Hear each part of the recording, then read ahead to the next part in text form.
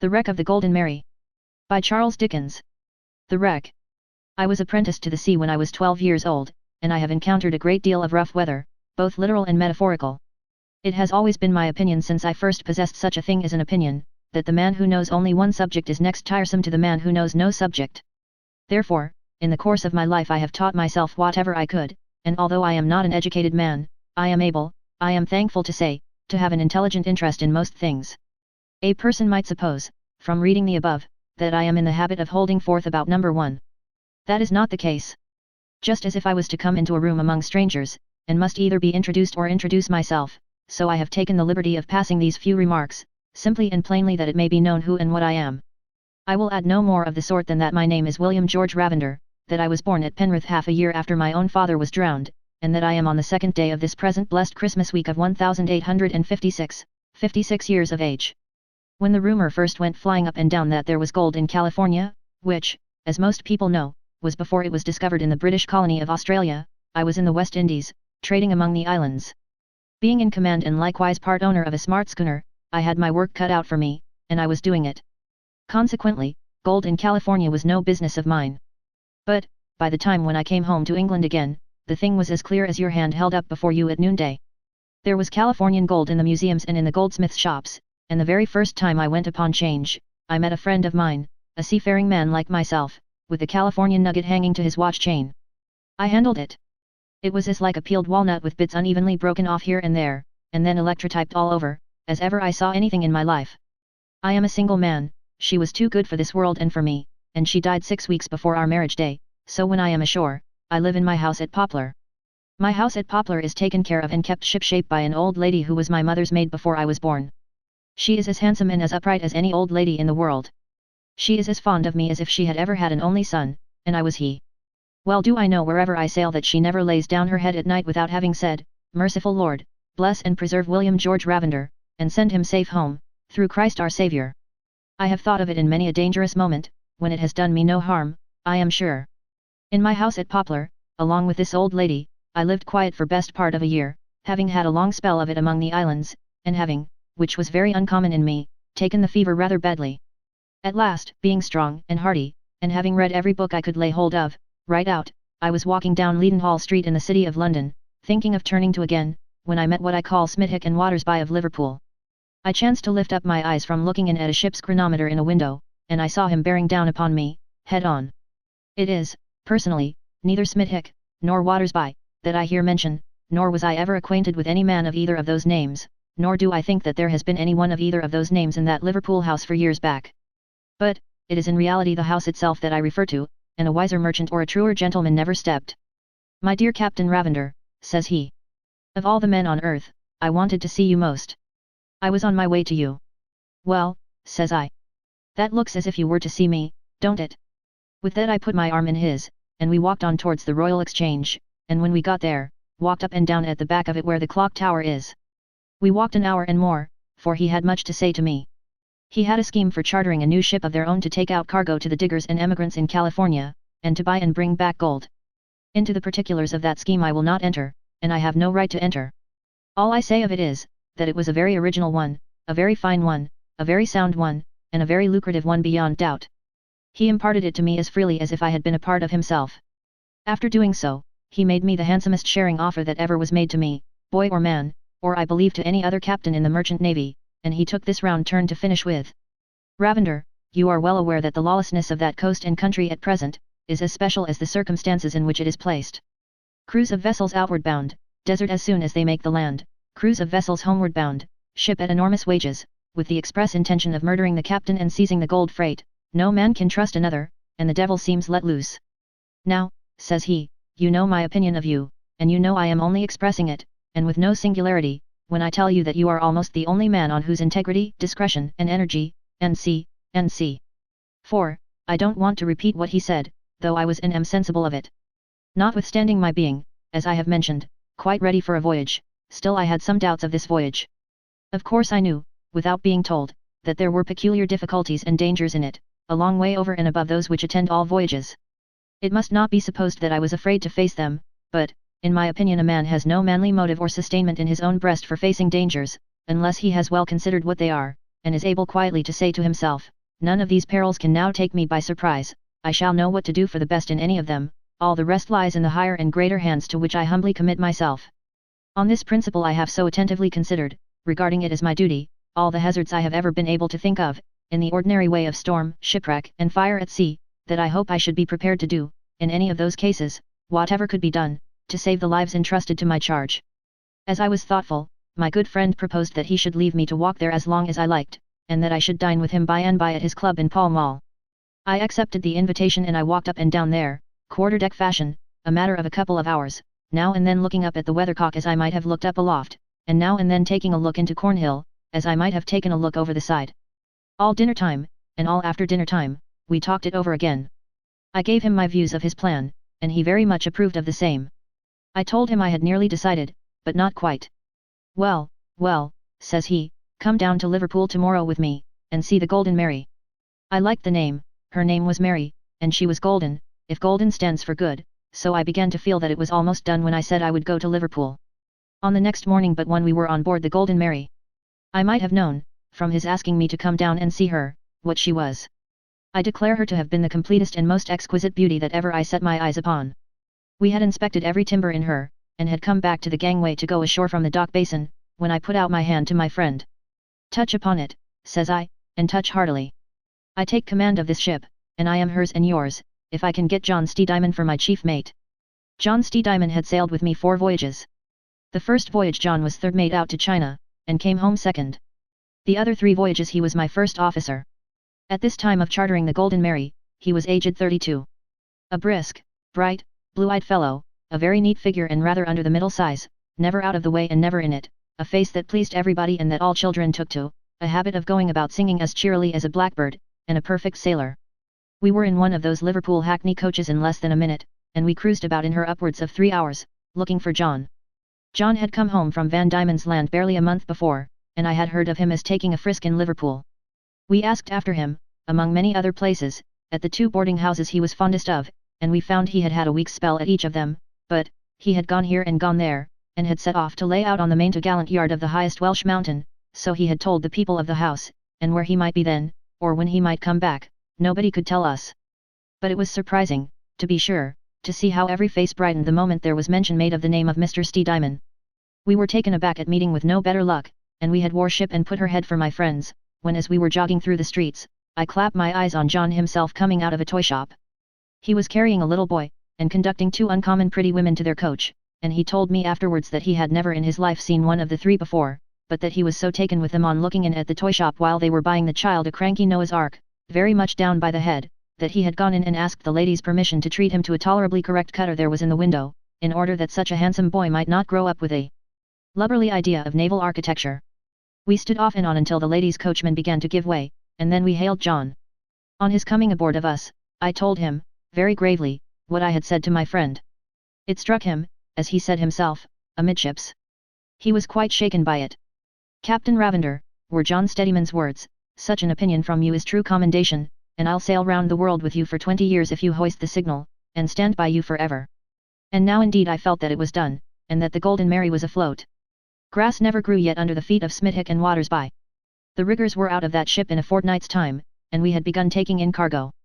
John was always aboard, seeing everything stowed with his own eyes, and whenever I went aboard myself early or late, whether he was below in the hold, or on deck at the hatchway, or overhauling his cabin, nailing up pictures in it of the blush roses of England, the blue bells of Scotland, and the female shamrock of Ireland, of a certainty I heard John singing like a blackbird. We had room for 20 passengers. Our sailing advertisement was no sooner out, than we might have taken these 20 times over.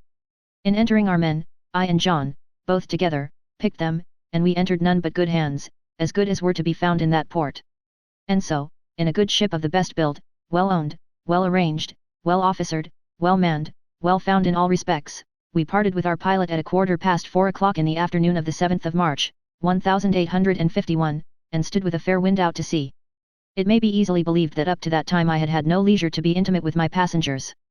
The most of them were then in their berths seasick, however, in going among them, telling them what was good for them, persuading them not to be there, but to come up on deck and feel the breeze, and in rousing them with a joke, or a comfortable word, I made acquaintance with them, perhaps, in a more friendly and confidential way from the first, than I might have done at the cabin table. Of my passengers, I need only particularize, just at present, a bright-eyed blooming young wife who was going out to join her husband in California, taking with her their only child, a little girl of 3 years old, whom he had never seen, a sedate young woman in black, some 5 years older, about 30 as I should say, who was going out to join a brother, and an old gentleman, a good deal like a hawk if his eyes had been better and not so red, who was always talking, morning, noon, and night, about the gold discovery. But, whether he was making the voyage, thinking his old arms could dig for gold, or whether his speculation was to buy it, or to barter for it, or to cheat for it, or to snatch it anyhow from other people, was his secret. He kept his secret. These 3 and the child were the soonest well. The child was a most engaging child, to be sure, and very fond of me, though I am bound to admit that John Stedman and I were born on her pretty little books in reverse order, and that he was captain there, and I was mate. It was beautiful to watch her with John, and it was beautiful to watch John with her. Few would have thought it possible, to see John playing at bo-peep round the mast, that he was the man who had caught up an iron bar and struck a Malay and a Maltese dead, as they were gliding with their knives down the cabin stair aboard the bark Old England, when the captain lay ill in his cot, off Sauger Point. But he was, and give him his back against a bulwark, he would have done the same by half a dozen of them. The name of the young mother was Mrs. Atherfield, the name of the young lady in black was Miss Coleshaw, and the name of the old gentleman was Mr. Rarks. As the child had a quantity of shining fair hair, clustering in curls all about her face, and as her name was Lucy, Stedman gave her the name of the Golden Lucy. So, we had the Golden Lucy and the Golden Mary, and John kept up the idea to that extent as he and the child went playing about the decks, that I believe she used to think the ship was alive somehow, a sister or companion, going to the same place as herself. She liked to be by the wheel, and in fine weather, I have often stood by the man whose trick it was at the wheel, only to hear her, sitting near my feet, talking to the ship. Never had a child such a doll before, I suppose, but she made a doll of the Golden Mary, and used to dress her up by tying ribbons and little bits of finery to the belaying pins, and nobody ever moved them, unless it was to save them from being blown away. Of course I took charge of the 2 young women, and I called them my dear, and they never minded, knowing that whatever I said was said in a fatherly and protecting spirit. I gave them their places on each side of me at dinner, Mrs. Atherfield on my right and Miss Coleshaw on my left, and I directed the unmarried lady to serve out the breakfast, and the married lady to serve out the tea. Likewise I said to my black steward in their presence, Tom Snow, these 2 ladies are equally the mistresses of this house, and do you obey their orders equally, at which Tom laughed, and they all laughed. Old Mr. Rarks was not a pleasant man to look at, nor yet to talk to, or to be with, for no one could help seeing that he was a sordid and selfish character, and that he had warped further and further out of the straight with time. Not but what he was on his best behavior with us, as everybody was, for we had no bickering among us, for'ard or aft. I only mean to say, he was not the man one would have chosen for a messmate. If choice there had been, one might even have gone a few points out of one's course, to say, no. Not him. But, there was one curious inconsistency in Mr. Rarks. That was, that he took an astonishing interest in the child. He looked, and I may add, he was, one of the last of men to care at all for a child, or to care much for any human creature. Still, he went so far as to be habitually uneasy, if the child was long on deck, out of his sight. He was always afraid of her falling overboard, or falling down a hatchway, or of a block or what not coming down upon her from the rigging in the working of the ship, or of her getting some hurt or other. He used to look at her and touch her, as if she was something precious to him. He was always solicitous about her not injuring her health, and constantly entreated her mother to be careful of it. This was so much the more curious, because the child did not like him, but used to shrink away from him, and would not even put out her hand to him without coaxing from others. I believe that every soul on board frequently noticed this, and not one of us understood it. However, it was such a plain fact, that John Stedman said more than once when old Mr. Rarks was not within earshot, that if the Golden Mary felt a tenderness for the dear old gentleman she carried in her lap, she must be bitterly jealous of the Golden Lucy.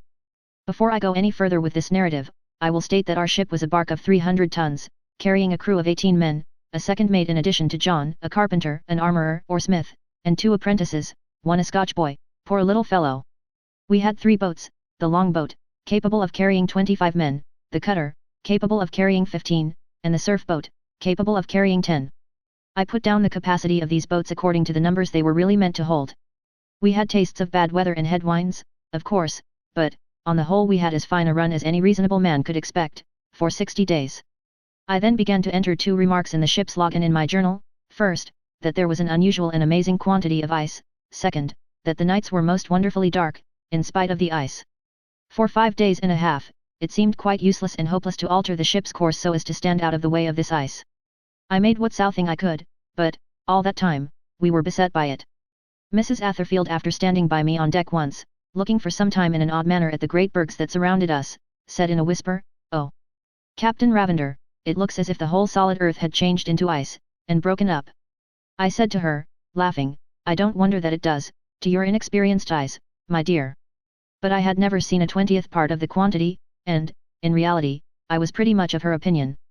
However, at 2 p.m. on the afternoon of the 6th day, that is to say, when we were 66 days out, John Diamond, who had gone aloft, sang out from the top, that the sea was clear ahead. Before 4 p.m. a strong breeze springing up right astern, we were in open water at sunset. The breeze then freshening into half a gale of wind, and the Golden Mary being a very fast sailer, we went before the wind merrily, all night. I had thought it impossible that it could be darker than it had been, until the sun, moon, and stars should fall out of the heavens, and time should be destroyed, but, it had been next to light, in comparison with what it was now. The darkness was so profound, that looking into it was painful and oppressive, like looking, without a ray of light, into a dense black bandage put as close before the eyes as it could be, without touching them. I doubled the lookout, and John and I stood in the bow side by side, never leaving it all night. Yet I should no more have known that he was near me when he was silent, without putting out my arm and touching him, than I should if he had turned in and been fast asleep below. We were not so much looking out, all of us, as listening to the utmost, both with our eyes and ears. Next day, I found that the mercury in the barometer, which had risen steadily since we cleared the ice, remained steady. I had had very good observations, with now and then the interruption of a day or so, since our departure. I got the sun at noon, and found that we were in lat 58 degrees S, long 60 degrees W, off New South Shetland, in the neighbourhood of Cape Horn. We were 67 days out, that day. The ship's reckoning was accurately worked and made up. The ship did her duty admirably, all on board were well, and all hands were as smart, efficient, and contented, as it was possible to be. When the night came on again as dark as before, it was the 8th night I had been on deck. Nor had I taken more than a very little sleep in the daytime, my station being always near the helm, and often at it, while we were among the ice. Few but those who have tried it can imagine the difficulty and pain of only keeping the eyes open, physically open, under such circumstances, in such darkness. They get struck by the darkness, and blinded by the darkness. They make patterns in it, and they flash in it, as if they had gone out of your head to look at you.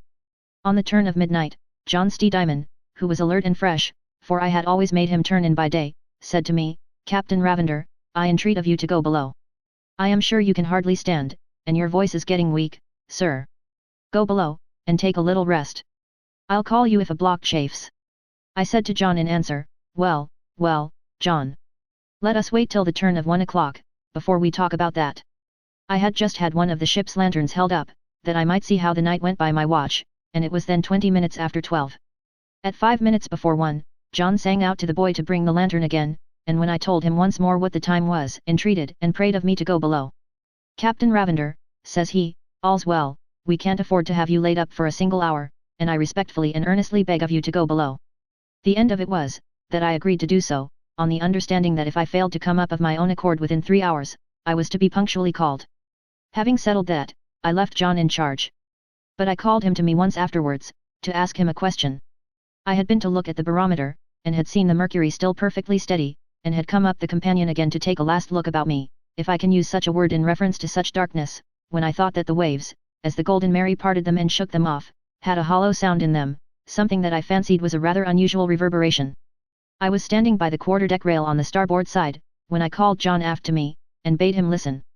He did so with the greatest attention.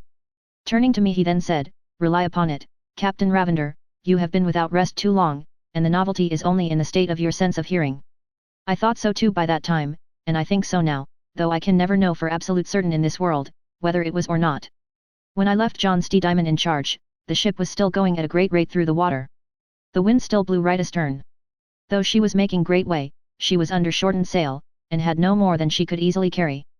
All was snug, and nothing complained. There was a pretty sea running, but not a very high sea neither, nor at all a confused one. I turned in, as we seamen say, all standing. The meaning of that is, I did not pull my clothes off, no, not even so much as my coat, though I did my shoes, for my feet were badly swelled with the deck. There was a little swing lamp alight in my cabin. I thought, as I looked at it before shutting my eyes, that I was so tired of darkness, and troubled by darkness, that I could have gone to sleep best in the midst of a million of flaming gas lights. That was the last thought I had before I went off, except the prevailing thought that I should not be able to get to sleep at all. I dreamed that I was back at Penrith again, and was trying to get round the church, which had altered its shape very much since I last saw it, and was cloven all down the middle of the steeple in a most singular manner. Why I wanted to get round the church I don't know, but I was as anxious to do it as if my life depended on it. Indeed, I believe it did in the dream. For all that, I could not get round the church. I was still trying, when I came against it with a violent shock, and was flung out of my cot against the ship's side. Shrieks and a terrific outcry struck me far harder than the bruising timbers, and amidst sounds of grinding and crashing, and a heavy rushing and breaking of water, sounds I understood too well, I made my way on deck. It was not an easy thing to do, for the ship heeled over frightfully, and was beating in a furious manner. I could not see the men as I went forward, but I could hear that they were hauling in sail, in disorder. I had my trumpet in my hand, and, after directing and encouraging them in this till it was done, I hailed first John Dimon, and then my second mate, Mr. William Rames. Both answered clearly and steadily. Now, I had practiced them and all my crew, as I have ever made it a custom to practice all who sail with me, to take certain stations and wait my orders, in case of any unexpected crisis. When my voice was heard hailing, and their voices were heard answering, I was aware, through all the noises of the ship and sea, and all the crying of the passengers below, that there was a pause. "Are you ready, Rames?" "Aye, sir." "Then light up, for God's sake." In a moment he and another were burning blue lights, and the ship and all on board seemed to be enclosed in a mist of light, under a great black dome. The light shone up so high that I could see the huge iceberg upon which we had struck, cloven at the top and down the middle, exactly like Penrith Church in my dream.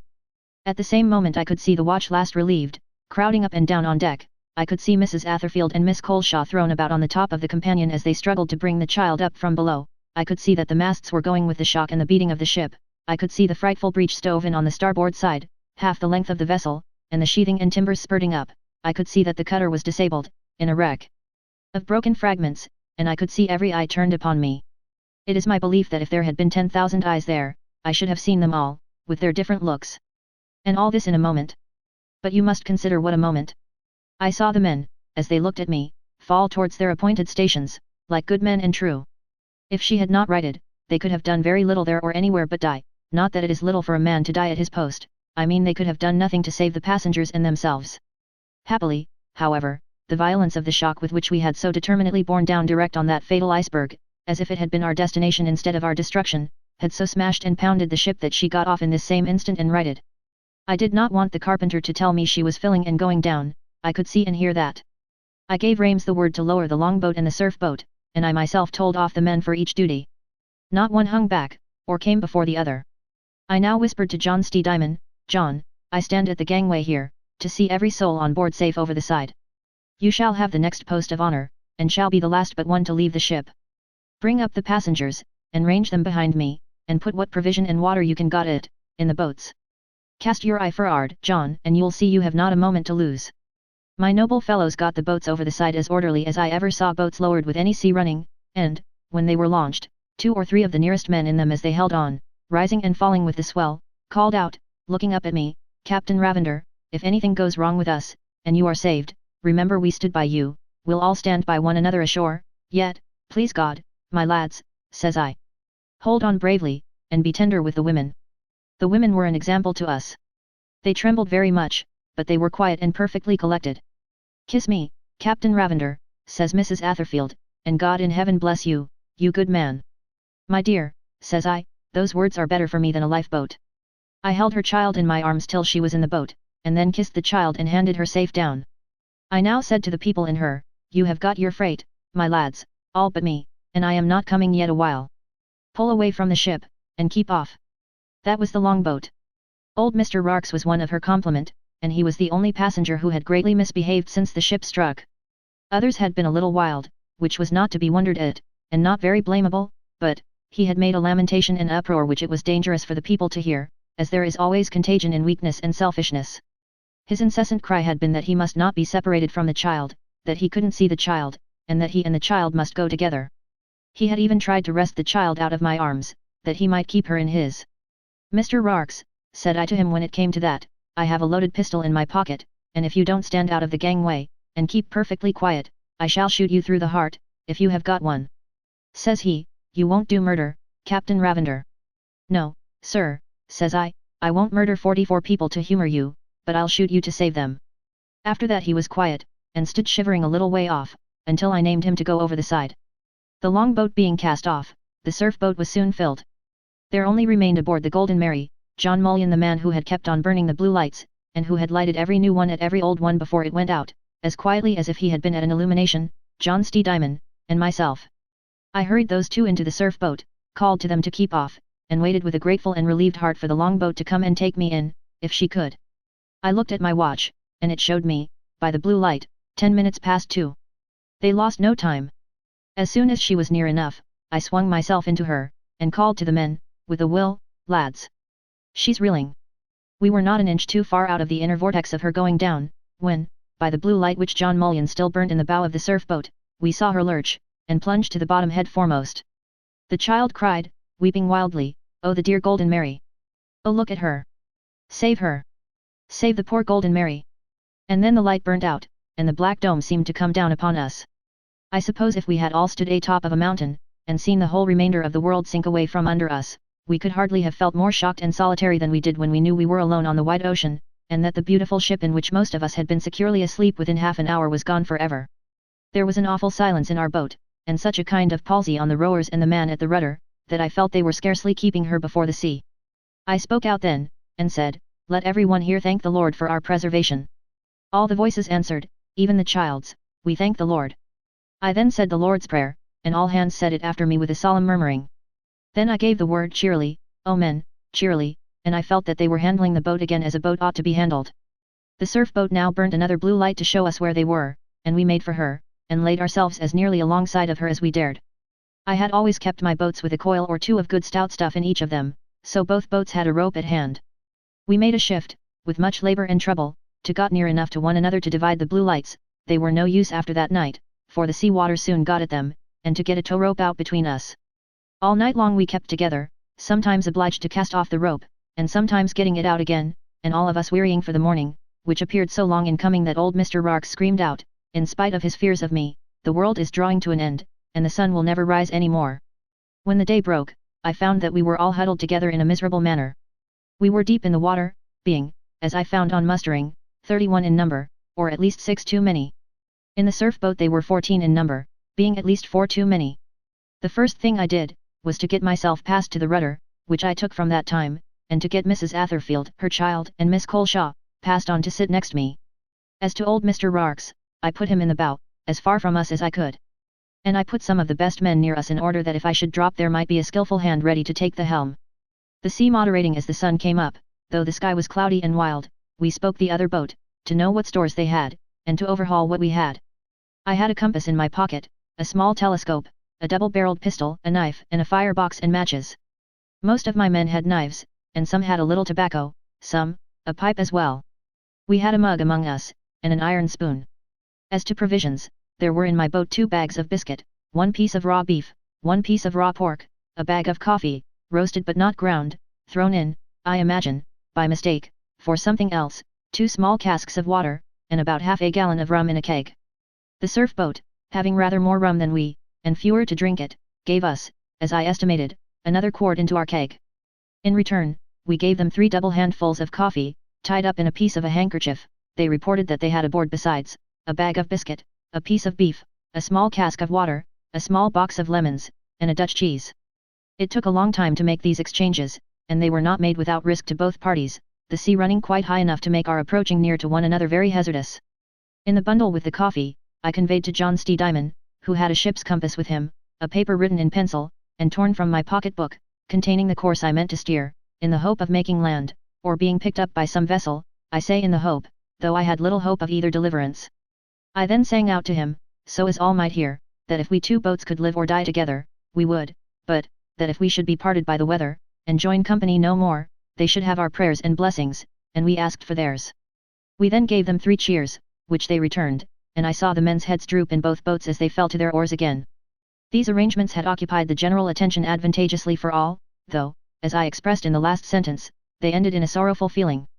I now said a few words to my fellow voyagers on the subject of the small stock of food on which our lives depended if they were preserved from the great deep, and on the rigid necessity of our eking it out in the most frugal manner. One and all replied that whatever allowance I thought best to lay down should be strictly kept to. We made a pair of scales out of a thin scrap of iron plating and some twine, and I got together for weights such of the heaviest buttons among us as I calculated made up some fraction over 2 ounces. This was the allowance of solid food served out once a day to each, from that time to the end, with the addition of a coffee berry, or sometimes half a one, when the weather was very fair, for breakfast. We had nothing else whatever, but half a pint of water each per day, and sometimes, when we were coldest and weakest, a teaspoonful of rum each, served out as a dram. I know how learnedly it can be shown that rum is poison, but I also know that in this case, as in all similar cases I have ever read of, which are numerous, no words can express the comfort and support derived from it. Nor have I the least doubt that it saved the lives of far more than half our number. Having mentioned half a pint of water as our daily allowance, I ought to observe that sometimes we had less, and sometimes we had more, for much rain fell, and we caught it in a canvas stretched for the purpose. Thus, at that tempestuous time of the year, and in that tempestuous part of the world, we shipwrecked people rose and fell with the waves. It is not my intention to relate, if I can avoid it, such circumstances appertaining to our doleful condition as have been better told in many other narratives of the kind than I can be expected to tell them. I will only note, in so many passing words, that day after day and night after night, we received the sea upon our backs to prevent it from swamping the boat, that one party was always kept bailing, and that every hat and cap among us soon got worn out, though patched up 50 times, as the only vessels we had for that service, that another party lay down in the bottom of the boat, while a third rowed, and that we were soon all in boils and blisters and rags. The other boat was a source of such anxious interest to all of us that I used to wonder whether, if we were saved, the time could ever come when the survivors in this boat of ours could be at all indifferent to the fortunes of the survivors in that. We got out a tow rope whenever the weather permitted, but that did not often happen, and how we two parties kept within the same horizon, as we did, He, who mercifully permitted it to be so for our consolation, only knows. I never shall forget the looks with which, when the morning light came, we used to gaze about us over the stormy waters, for the other boat. We once parted company for 72 hours, and we believed them to have gone down, as they did us. The joy on both sides when we came within view of one another again, had something in a manner divine in it, each was so forgetful of individual suffering, in tears of delight and sympathy for the people in the other boat. I have been wanting to get round to the individual or personal part of my subject, as I call it, and the foregoing incident puts me in the right way. The patience and good disposition aboard of us, was wonderful. I was not surprised by it in the women, for all men born of women know what great qualities they will show when men will fail, but, I own I was a little surprised by it in some of the men. Among 130 people assembled at the best of times, there will usually, I should say, be 2 or 3 uncertain tempers. I knew that I had more than one rough temper with me among my own people, for I had chosen those for the long boat that I might have them under my eye. But, they softened under their misery, and were as considerate of the ladies, and as compassionate of the child, as the best among us, or among men, they could not have been more so. I heard scarcely any complaining. The party lying down would moan a good deal in their sleep, and I would often notice a man, not always the same man, it is to be understood, but nearly all of them at one time or other, sitting moaning at his oar, or in his place, as he looked mistily over the sea. When it happened to be long before I could catch his eye, he would go on moaning all the time in the dismalest manner, but, when our looks met, he would brighten and leave off. I almost always got the impression that he did not know what sound he had been making, but that he thought he had been humming a tune. Our sufferings from cold and wet were far greater than our sufferings from hunger. We managed to keep the child warm, but, I doubt if anyone else among us ever was warm for 5 minutes together, and the shivering, and the chattering of teeth, were sad to hear. The child cried a little at first for her lost playfellow, the Golden Mary, but hardly ever whimpered afterwards, and when the state of the weather made it possible, she used now and then to be held up in the arms of some of us, to look over the sea for John Steadyman's boat. I see the golden hair and the innocent face now, between me and the driving clouds, like an angel going to fly away. It had happened on the second day, towards night, that Mrs. Atherfield, in getting little Lucy to sleep, sang her a song. She had a soft, melodious voice, and, when she had finished it, our people up and begged for another.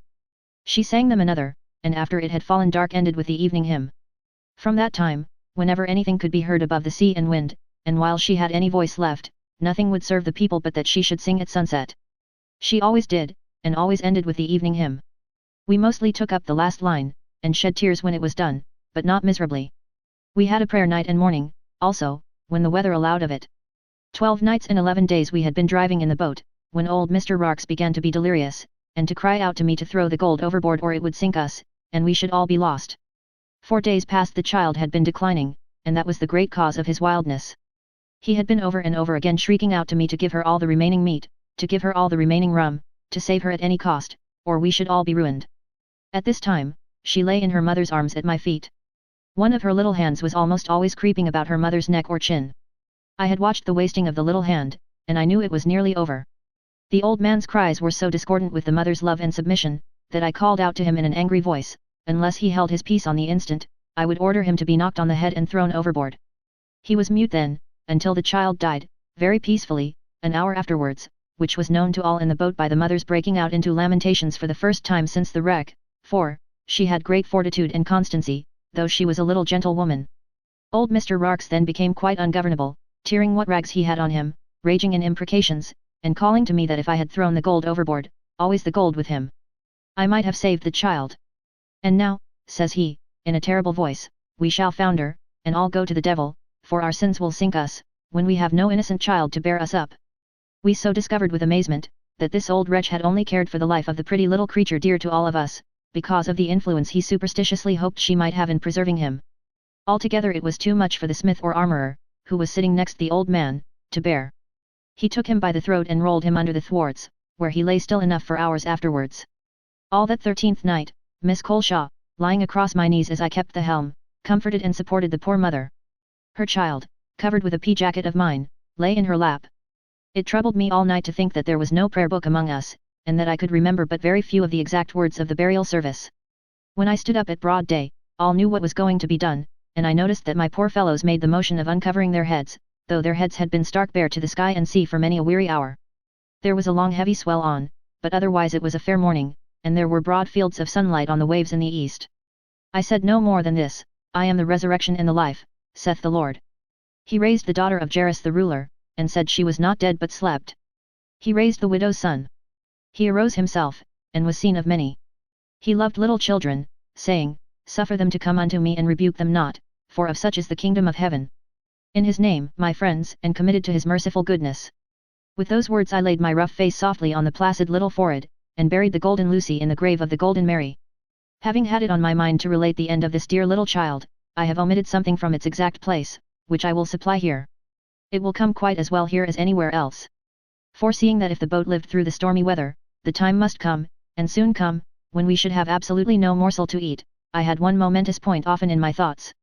Although I had, years before that, fully satisfied myself that the instances in which human beings in the last distress have fed upon each other, are exceedingly few, and have very seldom indeed, if ever, occurred when the people in distress, however dreadful their extremity, have been accustomed to moderate forbearance and restraint, I say, though I had long before quite satisfied my mind on this topic, I felt doubtful whether there might not have been in former cases some harm and danger from keeping it out of sight and pretending not to think of it.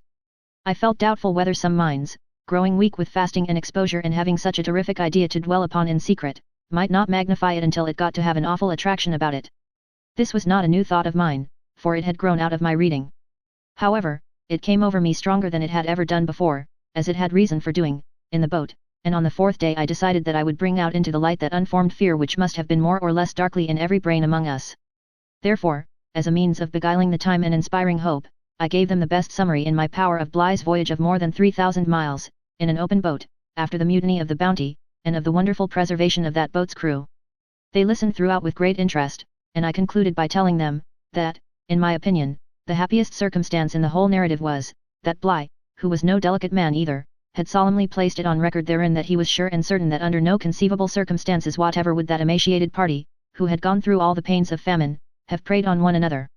I cannot describe the visible relief which this spread through the boat, and how the tears stood in every eye. From that time I was as well convinced as Bligh himself that there was no danger, and that this phantom, at any rate, did not haunt us. Now, it was a part of Bligh's experience that when the people in his boat were most cast down, nothing did them so much good as hearing a story told by one of their number. When I mentioned that, I saw that it struck the general attention as much as it did my own, for I had not thought of it until I came to it in my summary. This was on the day after Mrs. Atherfield first sang to us. I proposed that, whenever the weather would permit, we should have a story 2 hours after dinner. I always issued the allowance I have mentioned at 1 o'clock, and called it by that name, as well as our song at sunset. The proposal was received with a cheerful satisfaction that warmed my heart within me, and I do not say too much when I say that those 2 periods in the 24 hours were expected with positive pleasure, and were really enjoyed by all hands. Spectres as we soon were in our bodily wasting, our imaginations did not perish like the gross flesh upon our bones. Music and adventure, 2 of the great gifts of Providence to mankind, could charm us long after that was lost. The wind was almost always against us after the second day, and for many days together we could not nearly hold our own. We had all varieties of bad weather. We had rain, hail, snow, wind, mist, thunder, and lightning. Still the boats lived through the heavy seas, and still we perishing people rose and fell with the great waves. 16 nights and 15 days, 20 nights and 19 days, 24 nights and 23 days. So the time went on. Disheartening as I knew that our progress, or want of progress, must be, I never deceived them as to my calculations of it. In the first place, I felt that we were all too near eternity for deceit. In the second place, I knew that if I failed, or died, the man who followed me must have a knowledge of the true state of things to begin upon. When I told them at noon, what I reckoned we had made or lost, they generally received what I said in a tranquil and resigned manner, and always gratefully towards me. It was not unusual at any time of the day for someone to burst out weeping loudly without any new cause, and, when the burst was over, to calm down a little better than before. I had seen exactly the same thing in a house of mourning. During the whole of this time, old Mr. Rarks had had his fits of calling out to me to throw the gold, always the gold, overboard, and of heaping violent reproaches upon me for not having saved the child, but now, the food being all gone, and I having nothing left to serve out but a bit of coffee berry now and then, he began to be too weak to do this, and consequently fell silent. Mrs. Atherfield and Miss Coleshaw generally lay, each with an arm across one of my knees, and her head upon it. They never complained at all. Up to the time of her child's death, Mrs. Atherfield had bound up her own beautiful hair every day, and I took particular notice that this was always before she sang her song at night, when everyone looked at her. But she never did it after the loss of her darling, and it would have been now all tangled with dirt and wet, but that Miss Coleshaw was careful of it long after she was herself, and would sometimes smooth it down with her weak thin hands. We were past mustering a story now, but one day, at about this period, I reverted to the superstition of old Mr. Rarks, concerning the golden Lucy, and told them that nothing vanished from the eye of God, though much might pass away from the eyes of men. We were all of us, says I, children once, and our baby feet have strolled in green woods ashore, and our baby hands have gathered flowers in gardens, where the birds were singing. The children that we were, are not lost to the great knowledge of our Creator. Those innocent creatures will appear with us before Him, and plead for us. What we were in the best time of our generous youth will arise and go with us too. The purest part of our lives will not desert us at the pass to which all of us here present are gliding. What we were then, will be as much in existence before Him, as what we are now. They were no less comforted by this consideration, than I was myself, and Miss Coleshaw, drawing my ear nearer to her lips, said, Captain Ravender, I was on my way to marry a disgraced and broken man, whom I dearly loved when he was honourable and good. Your words seem to have come out of my own poor heart. She pressed my hand upon it, smiling. 27 nights and 26 days. We were in no want of rain-water, but we had nothing else. And yet, even now, I never turned my eyes upon a waking face but it tried to brighten before mine. Oh, what a thing it is, in a time of danger and in the presence of death, the shining of a face upon a face. I have heard it broached that orders should be given in great new ships by electric telegraph. I admire machinery as much as any man, and am as thankful to it as any man can be for what it does for us. But it will never be a substitute for the face of a man, with his soul in it, encouraging another man to be brave and true. Never try it for that. It will break down like a straw. I now began to remark certain changes in myself which I did not like. They caused me much disquiet. I often saw the golden Lucy in the air above the boat. I often saw her I have spoken of before, sitting beside me. I saw the golden Mary go down, as she really had gone down, 20 times in a day. And yet the sea was mostly, to my thinking, not sea neither, but moving country and extraordinary mountainous regions, the like of which have never been beheld.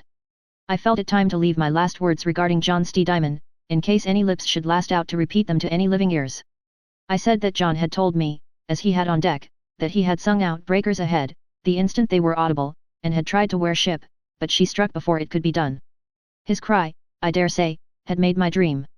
I said that the circumstances were altogether without warning, and out of any course that could have been guarded against, that the same loss would have happened if I had been in charge, and that John was not to blame, but from first to last had done his duty nobly, like the man he was. I tried to write it down in my pocket-book, but could make no words, though I knew what the words were that I wanted to make. When it had come to that, her hands, though she was dead so long, laid me down gently in the bottom of the boat, and she and the golden Lucy swung me to sleep. All that follows, was written by John Stedman, chief mate. On the 26th day after the foundering of the Golden Mary at sea, I, John Stedman, was sitting in my place in the stern sheets of the surf boat, with just sense enough left in me to steer, that is to say, with my eyes strained, wide awake, over the bows of the boat, and my brains fast asleep and dreaming, when I was roused upon a sudden by our second mate, Mr. William Rames. Let me take a spell in your place, says he. And look you out for the longboat astern. The last time she rose on the crest of a wave, I thought I made out a signal flying aboard her. We shifted our places, clumsily and slowly enough, for we were both of us weak and dazed with wet, cold, and hunger. I waited some time, watching the heavy rollers astern, before the longboat rose atop of one of them at the same time with us. At last, she was heaved up for a moment well in view, and there, sure enough, was the signal flying aboard of her, a strip of rag of some sort, rigged to an oar, and hoisted in her bows. "What does it mean?" says Rames to me in a quavering, trembling sort of voice. "Do they signal a sail in sight?" "Hush, for God's sake," says I, clapping my hand over his mouth. "Don't let the people hear you. They'll all go mad together if we mislead them about that signal. Wait a bit, till I have another look at it." I held on by him, for he had set me all of a tremble with his notion of a sail in sight, and watched for the longboat again. Up she rose on the top of another roller. I made out the signal clearly, that second time, and saw that it was rigged half-mast high. "Rames," says I, "it's a signal of distress. Pass the word forward to keep her before the sea, and no more. We must get the longboat within hailing distance of us, as soon as possible." I dropped down into my old place at the tiller without another word, for the thought went through me like a knife that something had happened to Captain Ravender. I should consider myself unworthy to write another line of this statement, if I had not made up my mind to speak the truth, the whole truth, and nothing but the truth, and I must, therefore, confess plainly that now, for the first time, my heart sank within me. This weakness on my part was produced in some degree, as I take it, by the exhausting effects of previous anxiety and grief. Our provisions, if I may give that name to what we had left, were reduced to the rind of one lemon and about a couple of handsful of coffee berries. Besides these great distresses, caused by the death, the danger, and the suffering among my crew and passengers, I had had a little distress of my own to shake me still more, in the death of the child whom I had got to be very fond of on the voyage out, so fond that I was secretly a little jealous of her being taken in the longboat instead of mine when the ship foundered. It used to be a great comfort to me, and I think to those with me also, after we had seen the last of the Golden Mary, to see the Golden Lucy, held up by the men in the longboat, when the weather allowed it, as the best and brightest sight they had to show. She looked, at the distance we saw her from, almost like a little white bird in the air. To miss her for the first time, when the weather lulled a little again, and we all looked out for our white bird and looked in vain, was a sore disappointment. To see the men's heads bowed down and the captain's hand pointing into the sea when we hailed the longboat, a few days after, gave me as heavy a shock and as sharp a pang of heartache to bear as ever I remember suffering in all my life. I only mention these things to show that if I did give way a little at first, under the dread that our captain was lost to us, it was not without having been a good deal shaken beforehand by more trials of one sort or another than often fall to one man's share. I had got over the choking in my throat with the help of a drop of water, and had steadied my mind again so as to be prepared against the worst, when I heard the hail, "Lord help the poor fellows," how weak it sounded. "Surf boat, ahoy!"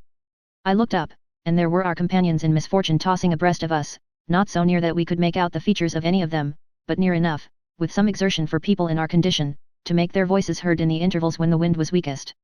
I answered the hail, and waited a bit, and heard nothing, and then sung out the captain's name. The voice that replied did not sound like his, the words that reached us were, "Chief mate wanted on board." Every man of my crew knew what that meant as well as I did. As second officer in command, there could be but one reason for wanting me on board the longboat. A groan went all round us, and my men looked darkly in each other's faces, and whispered under their breaths, "The captain is dead." I commanded them to be silent, and not to make too sure of bad news, at such a pass as things had now come to with us. Then, hailing the longboat, I signified that I was ready to go on board when the weather would let me, stopped a bit to draw a good long breath, and then called out as loud as I could the dreadful question, "Is the captain dead?" The black figures of 3 or 4 men in the after part of the longboat all stooped down together as my voice reached them. They were lost to view for about a minute, then appeared again. One man among them was held up on his feet by the rest, and he hailed back the blessed words, "A very faint hope went a very long way with people in our desperate situation not yet." The relief felt by me, and by all with me, when we knew that our captain, though unfitted for duty, was not lost to us, it is not in words, at least, not in such words as a man like me can command, to express. I did my best to cheer the men by telling them what a good sign it was that we were not as badly off yet as we had feared, and then communicated what instructions I had to give, to William Rames, who was to be left in command in my place when I took charge of the longboat. After that, there was nothing to be done, but to wait for the chance of the wind dropping at sunset, and the sea going down afterwards, so as to enable our weak crews to lay the 2 boats alongside of each other, without undue risk, or, to put it plainer, without saddling ourselves with the necessity for any extraordinary exertion of strength or skill. Both the one and the other had now been starved out of us for days and days together. At sunset the wind suddenly dropped, but the sea, which had been running high for so long a time past, took hours after that before it showed any signs of getting to rest. The moon was shining, the sky was wonderfully clear, and it could not have been, according to my calculations, far off midnight, when the long, slow, regular swell of the calming ocean fairly set in, and I took the responsibility of lessening the distance between the longboat and ourselves. It was, I dare say, a delusion of mine, but I thought I had never seen the moon shine so white and ghastly anywhere, either on sea or on land, as she shone that night while we were approaching our companions in misery. When there was not much more than a boat's length between us, and the white light streamed cold and clear over all our faces, both crews rested on their oars with one great shudder, and stared over the gunwale of either boat, panic-stricken at the first sight of each other. "Any lives lost among you?" I asked, in the midst of that frightful silence. The men in the longboat huddled together like sheep at the sound of my voice. "None yet, but the child, thanks be to God," answered one among them. And at the sound of his voice, all my men shrank together like the men in the longboat. I was afraid to let the horror produced by our first meeting at close quarters after the dreadful changes that wet, cold, and famine had produced, last one moment longer than could be helped, so, without giving time for any more questions and answers, I commanded the men to lay the two boats close alongside of each other. When I rose up and committed the tiller to the hands of Rames, all my poor fellows raised their white faces imploringly to mine. "Don't leave us, sir," they said, "don't leave us." "I leave you," says I, "under the command and the guidance of Mr. William Rames, as good a sailor as I am, and as trusty and kind a man as ever stepped. Do your duty by him, as you have done it by me, and remember to the last, that while there is life there is hope. God bless and help you all." With those words I collected what strength I had left, and caught at two arms that were held out to me, and so got from the stern sheets of one boat into the stern sheets of the other. "Mind where you step, sir," whispered one of the men who had helped me into the longboat. I looked down as he spoke. 3 figures were huddled up below me, with the moonshine falling on them in ragged streaks through the gaps between the men standing or sitting above them. The first face I made out was the face of Miss Coleshaw. Her eyes were wide open and fixed on me. She seemed still to keep her senses, and, by the alternate parting and closing of her lips, to be trying to speak, but I could not hear that she uttered a single word. On her shoulder rested the head of Mrs. Atherfield. The mother of our poor little golden Lucy must, I think, have been dreaming of the child she had lost, for there was a faint smile just ruffling the white stillness of her face, when I first saw it turned upward, with peaceful closed eyes towards the heavens. From her, I looked down a little, and there, with his head on her lap, and with one of her hands resting tenderly on his cheek, there lay the captain, to whose help and guidance, up to this miserable time, we had never looked in vain. There, worn out at last in our service, and for our sakes, lay the best and bravest man of all our company. I stole my hand in gently through his clothes and laid it on his heart, and felt a little feeble warmth over it, though my cold dulled touch could not detect even the faintest beating. The 2 men in the stern sheets with me, noticing what I was doing, knowing I loved him like a brother, and seeing, I suppose, more distress in my face than I myself was conscious of its showing, lost command over themselves altogether, and burst into a piteous moaning, sobbing lamentation over him. One of the 2 drew aside a jacket from his feet, and showed me that they were bare, except where a wet, ragged strip of stocking still clung to one of them. When the ship struck the iceberg, he had run on deck leaving his shoes in his cabin. All through the voyage in the boat his feet had been unprotected, and not a soul had discovered it until he dropped. As long as he could keep his eyes open, the very look of them had cheered the men, and comforted and upheld the women. Not one living creature in the boat, with any sense about him, but had felt the good influence of that brave man in one way or another. Not one but had heard him, over and over again, give the credit to others which was due only to himself, praising this man for patience, and thanking that man for help, when the patience and the help had really and truly, as to the best part of both, come only from him. All this, and much more, I heard pouring confusedly from the men's lips while they crouched down, sobbing and crying over their commander, and wrapping the jacket as warmly and tenderly as they could over his cold feet. It went to my heart to check them, but I knew that if this lamenting spirit spread any further, all chance of keeping alight any last sparks of hope and resolution among the boat's company would be lost forever.